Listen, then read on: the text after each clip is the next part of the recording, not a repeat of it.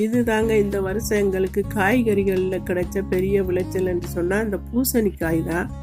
நிறைய நாங்கள் செடிகள் கீரைகள் போட்டிருந்தோம். இந்த வருஷம் காலநிலை சரியில்லாததுனால அதிகமாக மழை இருந்தது. அந்த மழையினால் அட்டைகள் அதிகமாக வர ஆரம்பிச்சிட்டு அதை கட்டுப்படுத்தவே முடியலை. ஏன்னா தொடர் மழை இருந்தது.